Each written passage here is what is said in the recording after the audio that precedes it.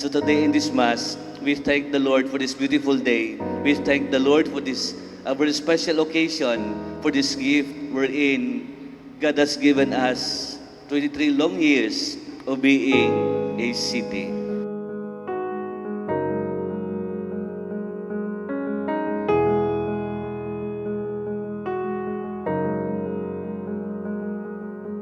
At the end of the day, I think it should be clear to everyone. We owe it to those that came before us to give them the honor and the recognition of what they have gone through and what they have done for us.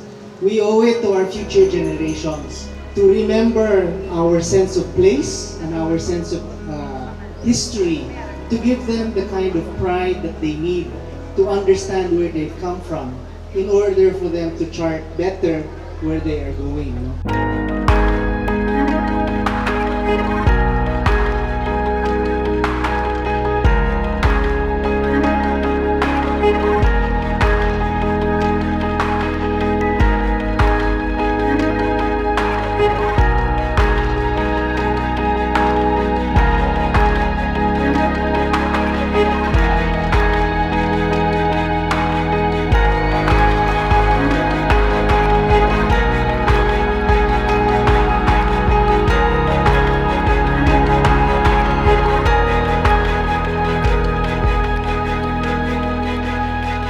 As we live life as Victorianos, we do not only live life for ourselves. We live our lives, para sa atong tanan. So as we do our best for our children, we also have to do our best for our neighbors and everybody.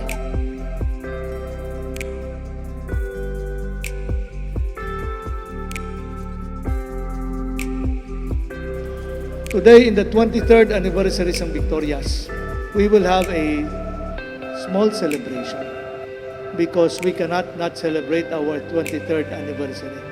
This is a celebration for the city. And I would like to put my heart in each and every one.